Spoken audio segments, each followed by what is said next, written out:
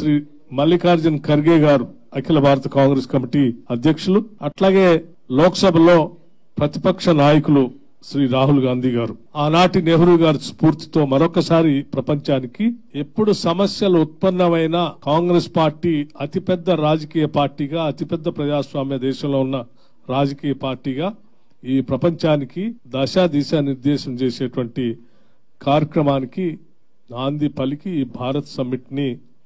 కాంగ్రెస్ ప్రభుత్వం, తెలంగాణ రాష్ట్ర ప్రభుత్వం కాంగ్రెస్ మూల సిద్ధాంతాలని ఆలోచన బేస్ గా చేసుకుని ఈ భారత్ సమ్మిట్ ని ఏర్పాటు చేయడం జరిగింది. సో ఈ రోజు పెద్ద ఎత్తున ఈ భారత్ సమ్మిట్ కి ప్రపంచవ్యాప్తంగా ప్రగతిశీల భావాలు కలిగినటువంటి వాళ్ళు, శాంతి కాముకులు, గ్లోబల్ జస్టిస్ జరగాలని కోరుకున్నటువంటి వాళ్ళు, అసమానతలు లేనటువంటి సమాజాన్ని నిర్మించాలనుకున్నటువంటి వాళ్ళు పెద్ద ఎత్తున ఈ భారత్ సమ్మిట్ లో పాల్గొనడానికి ఇక్కడ వచ్చారు. అనేక దేశాలు ఇందులో పాల్గొన్నటువంటి వాళ్ళందరూ కూడా ఈ రోజు పెద్ద ఎత్తున 8 ప్యానెల్స్ గా ఈ రోజు ఉదయం నుంచి సాయంత్రం వరకు క్లోజ్డ్ డోర్స్ డిస్కషన్ జరిగాయి. వాటిలో multilateralism, youth empowerment and gender empowerment, climate justice, social justice, peace and Telangana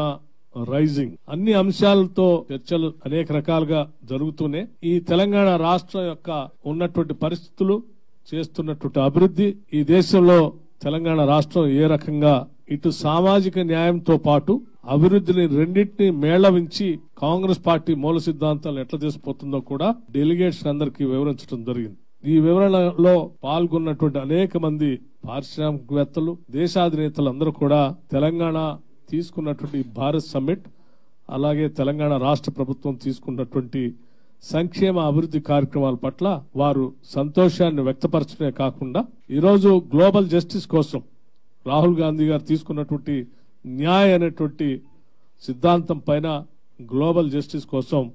Telangana ప్రభుత్వం చేసినటువంటి ఈ ప్రక్రియని ఇందులో పాల్గొన్నటువంటి డెలిగేట్స్ అందరూ కూడా మనస్ఫూర్తిగా అభినందించడమే కాకుండా స్వాగతించారు.